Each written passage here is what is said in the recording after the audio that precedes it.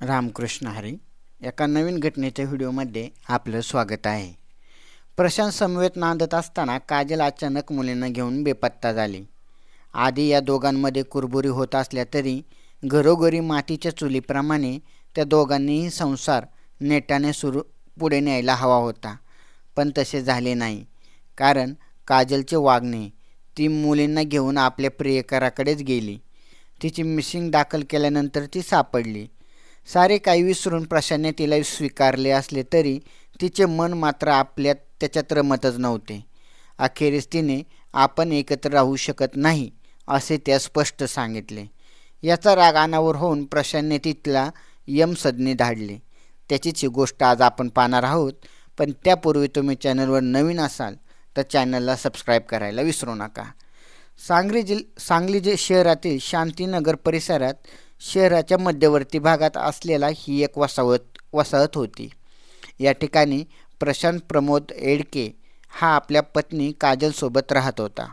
या दाम्पत्याला 2 मुली, लग्न होऊन बरीच वर्ष झाली होती. सर्वसाधारणपणे नवे लग्न झाल्यानंतर असणारा प्रेमाचा जरा हळूहळू आटत जातो, कारण वयोमानानुसार वाढलेल्या जबाबदाऱ्या माणसाला परिपक्व बनवतात. एकमेकांबद्दल प्रेम व जिव्हाळा असला तरी त्याचे प्रदर्शन कोणी मांडत नाही. न बोलता एकमेकांना आधार देत संसाराचा गाडा हाकला जातो. काही वेळा नवरा बायकोंमध्ये कुरबुरी होतात, पण हे त्या दोघांमधील मतभेद असतात आणि ते त्यांनीच मिटवायचे असतात. त्यांच्यात तिसरा कोणी सहभागी झाला तर मात्र संसार तुटल्याशिवाय राहत नाही. काजल प्रशांतच्या संसारात तेच झाले. कालांतराने त्या दोघात लहान लहान कारणावरून कुरबुरी होऊ लागल्या. तेव्हा याविषयी काजल आपल्या माहेरी तक्रार करू लागली. मग तिच्या माहेरच्या लोकांनी या दोघांनाही समजावत होते, संसार नेटाने करा, काय कुरबुरी होत असतील ते आपापसातच मिटवा, दोघांनीही एकमेकांना समजावून घ्या असे सांगत त्यांना दोघांनाही समजावत होते. पण तरीही या कुरबुरी काही कमी झाल्या नाहीत. त्या दोघात नेमके काय खटकत आहे याचा काही कोणाला थांगपत्ता लागत नव्हता. सोमवार दिनांक 15 सप्टेंबर 2025चा दिवस. त्या दिवशी काजल आपल्या दोन्ही मुलींना घेऊन निघून गेली. ती कुठे गेली, कशासाठी गेली याचाही प्रशांतला कल्पना नव्हती. ती अचानकच बेपत्ता झाली. याबाबत प्रशांतने सांगली शहर पोलीस ठाण्यात मिसिंगची तक्रार दाखल केली. तिने अचानक अशा मुलींना घेऊन निघून जाणे प्रशांतला धक्का देणारे होते. तो हैराण झाला होता. तिचे काय झाले असेल, तिने जीवाचे बरे वाईट करून घेतले असेल का, असा विचार तो करत होता. तिकडे काजल मात्र मजेत होती, कारण ती आपल्या पूर्वीच्या प्रियकराबरोबर गेली होती. प्रियकराच्या भाऊपाशात ती मौज मजा करत होती. तिला पतीची व संसाराची पर्वाच उरली नव्हती. तिचा पती मात्र तिला शोध घेत होता, पोलिसांकडे दाद मागत होता. पोलिसांनी तिचा शोध घेतला असता ती तिच्या प्रियकराकडे 25 सप्टेंबर रोजी सापडली. त्यानंतर पोलिसांनी तिला भगिनी निवेदिता यशवंतनगर येथील निवारा केंद्रात ठेवले. आपली पत्नी तिच्या पूर्वाश्रमीच्या प्रियकराबरोबर राहत होती. सापडल्यानंतर तिला निवारा केंद्रात ठेवले, पण हे योग्य नाही. आपणच आपल्या पत्नीला समजावून घ्यायला हवे या विचाराने प्रशांत तिच्याकडे गेला. आपला संसार, लहान मुली याचा विचार करून त्याने पत्नीला माफ केले. तो तिला म्हणाला, आपल्यालाच 2 मुली आहेत, झाले गेले विसरून जाऊ आणि पुन्हा नव्याने वाटचाल करू. त्यानंतर काजल पुन्हा त्याच्या घरी राहायला आली. रविवार दिनांक 28 सप्टेंबर रोजीचा दिवस. घरात काजल आणि प्रशांत हे दोघेच होते. त्यांच्याच एकमेकांशी गप्पा सुरू होत्या, बोलणे सुरू होते. बोलता बोलता दोघांमध्ये वादावादी सुरू झाली. त्यावेळी काजल प्रशांतला असे काही बोलले की त्याचा अपमानास्पद वाटले. तिने त्याचा पाणउतारा केला होता. हे त्याला सहन झाले नाही. तू माझ्यासाठी काय केले आहेस आणि तू काय करत आहेस यावरून मी तुझी होऊ शकत नाही, हे शेवटचे. आता इथून पुढे माझी आणि तुझी वाट वेगळी, मला तुझ्यासोबत राहायचे नाही असे म्हणत तिने त्याला लाथाडले. काजलचे हे बोलणे ऐकून प्रशांतला अपमान तर वाटलाच, शिवाय रागही आला. आपण हिला इतके समजून घेऊनही ती आपल्याच अपमान करते हे राग आणणारे होतेच. तो तिच्याशी आणखी जोराने भांडण करू लागला. तो इतका चिडला की त्याने तिला मारहाण करण्यास सुरुवात केली. त्याने सुरुवातीला मुलींना घराबाहेर काढले आणि दरवाजा बंद करून घेतला. घरात कोंडून त्याने तिला बेदम मारहाण केली. ती त्याला प्रतिकार करू शकली असती तरी तिची सुटका झाली नाही. संतापलेल्या प्रशांतने घरातील धारदार चाकू घेऊन काजलच्या पोटात आणि गळ्यावर वार केले. घाव खोलवर गेल्याने ती रक्तबंबाळ झाली. ती वेदनेने तळमळू लागली, पण त्याला दया आली नाही.